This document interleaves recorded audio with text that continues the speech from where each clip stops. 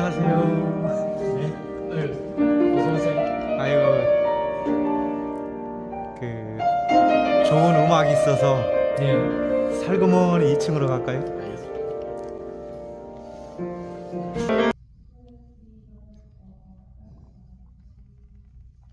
네, 이건 마태복음에 있는 그 열 처녀에 대한 비유입니다. 그 처녀 10명이 신랑을 맞이하게 하여 등불을 준비하거든요.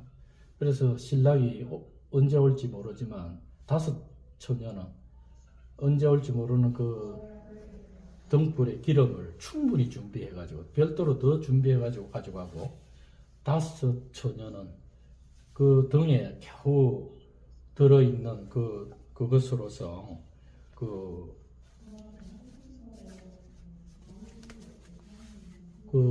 어째 보면은 그 등에 들어있는 기름만 준비해 갔는데 그 등에 들어가 있는 그 기름이 소비되고 나면은 꺼져버리죠. 그 불이 꺼져버리는 그 상태인데 세상적으로 우리가 볼 때에는 그 언제 올지 모르는 그 신랑을 위하여 내가 기름을 낭비할 필요는 없지 않습니까? 그래서 결국은 그 5 처녀는 이 세상에 속한 5 처녀라고 우리가 이제 보는 건데 그와 같이 우리의 그 세상적 지혜로 그야말로 언제 올지 모르는 그 남편을 위하여 낭비할 필요가 없다. 제가 값비싼 향유를 예수님의 머리에 분 그 사건하고도 거의 같이 맥락이 같이 통하는 얘기입니다. 그런데 결국은 신랑이 늦게 온다는 소리를 듣고 보니까 자기 등불이 꺼져가고 있거든요. 등불에 기름만 넣어간 그 처녀들. 그러니까 다급해가지고 기름을 빌려달라고 그래요. 그런데 그 기름을 준비한 그 5 처녀, 먼저 그 처녀들은 그걸 빌려주면 자기들 등불조차 꺼질 수도 있으니까 빌려줄 수 없다. 가서 사오라 그러거든요. 근데 여기 본문에 이래 보면 그걸 다시 사왔다는 말이 없습니다. 왜 그러냐? 그건 사올 수 있는 그러한 소지의 것이 아니거든요. 그 등불의 기름은 바로 믿음이다 말입니다. 그 믿음을 어떻게 주고 돈으로 주고 살 수 있습니까? 그럼 결국 그 사러 간 그 사이에 정확하게 신랑은 그걸 보고 있었다는 거죠. 그 5 처녀만 이제 잔치상에 들어가고 나머지 뒤에 온 처녀들 열어주소서 간청을 하거든요. 그런데 도무지 나는 너희들을 모른다. 어두운 데서 이를 가라. 그렇게 유기되고 버림을 받는 그 이야기입니다. 그래서 이 등불만 딱 이렇게 그려놨는데 이 등불이 바로 우리의 믿음을 상징하는 거기 때문에 이 등불 안에 믿음이 있나 없나 그것은 결국은 주님의 은혜 가운데 그 믿음을 우리가 가지는 그런 어떤 뭐라 할까요? 하나님의 선물이라고 봐야 되겠죠. 그건 제가 믿고 안 믿고 이걸 어떻게 측정할 수 있겠습니까? 오로지 주께서 그걸 안다는 거죠.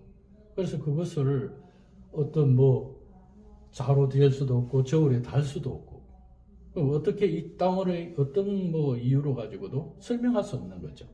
그래서 이게 영적인 거란 거죠. 이 영적인 하나의 달란트, 아까 1 달란트, 2 달란트, 5 달란트 얘기도 똑같은 얘기죠.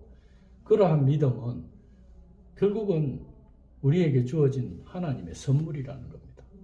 그래서 이 10처녀의 비유, 이게 바로 그 처녀가 바로 우리 성도를 얘기하거든요. 그리고 신랑은 주님을 상징합니다. 우리가 주님을 맞이하는 5 처녀처럼 항상 기름이 충만한, 믿음이 충만한 그런 사람이 되어야 한다. 그 얘기가 이 안에 들어있는 겁니다. 네. 선생님, 저 이러다가 교회 나가면 선생님 책임져야 됩니다. 오셔야지. 다음 들어갑니다. 네. 그 다음에 가나의 혼인잔치인데요. 네. 예. 계속 이어가겠습니다. 선생님. 네. 예, 가나의 혼인잔치 그림인데요. 여기에 가만히 씌워보면 이게 돌 항아리인데 여기에 6개가 되어 있습니다. 이 6개 돌 항아리에 물이 가득 차 있어야 되고 집안을 오르락 들락날락하는 그 많은 사람들이 이 돌 항아리에 정결 예식으로 손을 씻는 그런 역할을 하는 돌 항아리인데 이 가나안 혼인잔치에 잔치상이 벌어지고 있는 이 집에 이 돌항아리에 물이 없어요. 다 비어 있는 거예요. 그럼 결과적으로 우리가 율법을 지킨다는 그런 행위조차도 이 작은 거지 않습니까? 물 하나 제대로 손도 씻고 하는 정결 예식도 못하는 그것이 우리의 모습이라는 겁니다. 그래서 주님은 이 요한복음의 첫 번째 나오는 기적이거든요. 여기에 어머니도 같이 계시고 그런 가운데 이 잔치를 하다 보니까 포도주가 떨어져 버렸어요. 그런데 그 포도주가 떨어지면 잔치는 끝나는 겁니다. 그래 이게 히브리의 그 이제 풍습이 그런데 이제 포도주가 떨어졌다고 주님께 얘기를 하니까 주님도 초대가 된 거죠. 그래 가니까 그 마리아 어머니께서 포도주가 떨어졌다. 그러니까 나하고 무슨 상관이 있느냐. 그래 얘기하면서 그러나 이제 그 마리아 어머니는 무엇을 하든 시키는 대로 종들에게 이제 당부를 하면서 하라. 그래 얘기를 하죠. 그런데 이제 주님께서 상관없다고 그래 놓고 하는 말씀이 돌 항아리에 물을 채워라. 그래 얘기를 하시죠.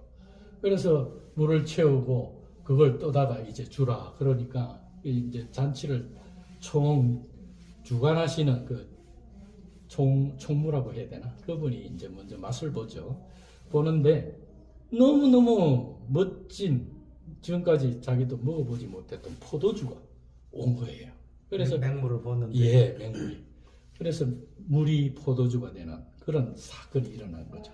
왜 6개냐? 이게 바로 우리가 창조의 6째 날에 인간이 만들어졌거든요. 그러면 마지막 7째 날에는 안식으로 들어가는데 그 부분에 그 안식을 7째 신랑으로 내가 물을 내겠다. 그 의미가 이 안에 들어 있습니다. 그래서 결과적으로 이 혼인잔치와 초대되어 있는 예수님이 내가 포도주다. 나를 마셔라. 그 얘기를 하는데 아직은 이제 십자가 이후가 아니고 십자가 전이니까 마실 수도 없고 다만 말씀으로 그 얘기만 하는 거죠.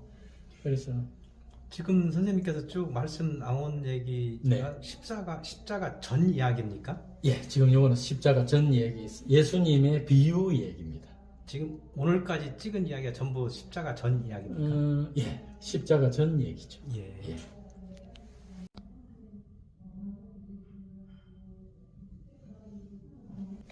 사복음서 전체의 기록은 십자가 전에 달리시기 전에 예수님의 하신 사역을 글로 써놓은 거죠. 제자들이. 그러다 보니까 십자가 전의 이야기고 십자가 후 얘기는 끝에 마지막 부분에 나옵니다. 나왔다가 예수님 부활 선천하시는 그 장면까지 나오는 그 장면인데 주님이 십자가 달리기 전에 모든 비유와 제자들을 훈련시키고 가르친 그 모든 이야기가 십자가 전의 이야기죠. 요거는 이제 야곱이 받은 축복 3인데 야곱이 사다리 이야기도 있었고 그리고 또 마지막에 야곱이 이 야복강에 건너가는 그 이야기도 있고 한데 이거는 이제 야곱이 그 조금 그림하고는 안 맞을 수도 있는데 그 야복강을 건너기 전에 그 참 야비한 야곱이 에서의 형 그 장자권을 탈취해가지고 멀리 외삼촌 집으로 도망을 가서 거기에 있다가 이제 집으로 돌아오는 이야기인데요. 그 돌아오면 그 장자 에스가 이를 갈았죠. 동생이 나 모르게 장자권을 탈취해갔다는 그 원한이 가슴에 사무쳐 있었죠. 반드시 아버지 그 상을 지나고 나는 내 죽이리라 그런 결심을 한 그런 상태였습니다. 그런데 이제 고향으로 돌아오는데 에서 형이 300명 군사를 이끌고 쫓아오고 있는 거죠. 얼마나 절박했겠습니까? 그런 가운데 이제 선생님 그 작품이 좀 특이해요. 네. 이거하고는 좀 안 맞는다고 하셨나요? 네, 이게 이제 양의 배를 갈라놓은 거. 예, 제물로 제물로. 예, 예, 그렇죠. 이제 번제를 드리는 그 장면인데, 요거는 뭐 아브라함도 이 일을 했고요, 이삭도 했고, 그리고 또 야곱도 했고, 이제 여호와 하나님께 이제 제물을 드리고 제사를 지내는 그 이야기의 한 장면입니다. 근데 어쨌든 야곱의 축복하고는 조금 요 장면하고는 지금 안 맞는 그런 부분이 있는데, 요거는 약복강가에서 이제 그 강을 건너는 그 장면이죠. 근데 건너지 못하고 그날 여호와께서 나타나셔가지고 밤새도록 실험을 해요. 그렇게 하는데 새벽이 다가오는데도 삿발을 놔주지를 않는 거예요. 이것이 이제 우리의 집요함이라는, 복에 대한 그 강한 집요함을 우리 인간 모두가 갖고 있는 그러한 복에 환장한 그런 우리의 모습이라는 거죠. 그런 가운데 나아야 되는데 안 나오니까 할 수 없이 환도뼈를 쳐버려요. 그래서 그때부터 이제 야곱은 쩔뚝거리가 되죠. 이 환도뼈라는 이게 뭐냐면, 제가 볼 때는 이 고안 쪽일 거예요. 이게 씨가 담긴 그릇이라 하니까 이게 깨져 버렸다. 이게 굉장히 아픈가 봐요, 이게. 그래서 뭐 이스라엘은 그 한도뼈 있는 그 힘줄을 먹지 않는다. 그 뒤부터 이제 그렇게 이제 유전처럼 내려가고 있는데, 어쨌든 그렇게 해서 이제 이 씨가 깨져 버린 그 그릇이 깨져 버린 거기에 있던 이제 자식의 그 정자가 그 안에 들어 있는데 깨졌다. 이 말은 이제 더 이상 자식을 못 놓는다는 얘기고, 또 다른 말로 얘기하면 자식이 죽었다라는 얘기도 되죠. 그럼 결과적으로 야곱이 살아나는 것은 그 자식의 죽음으로 살아나는 거죠. 그렇게 해서 천국으로 들어가는, 그게 이제 요단강을 건너는 겁니다. 그런데 그 요단강을 건너야 가나안으로 들어가는 그 이야기인데, 결국은 이제는 이 한도뼈가 깨지고 나니까 의지하는 것은 지팡이밖에 없죠. 그래서 쩔뚝거리면서 이때부터 이제 야곱은 쩔뚝거리는 자가 됐죠. 그리고 지팡이를 짚고 이제 약복강을 건너서 그 다음에 어떤 모습으로 바뀌냐. 그 전에는 맨 뒤에 여차면 도망가려고 그 자기 식솔들 앞에 먼저 보내고, 그리고 양, 소 이런 거 전부 다 제법 다 먼저 보내고, 지는 맨 뒤에 서가지고 눈치를 보면서 가던 그가 이 사건 있고 난 이후에 맨 앞에 나가갖고 에서의 형을 맞이합니다. 그래 맞이하고 그 에서에게 무릎을 꿇고 하나님을 보는 것 같다라고 그렇게 고백을 하는 겸손한 자리로 내려가 버리죠. 이게 야곱의 야복강 사건입니다. 예.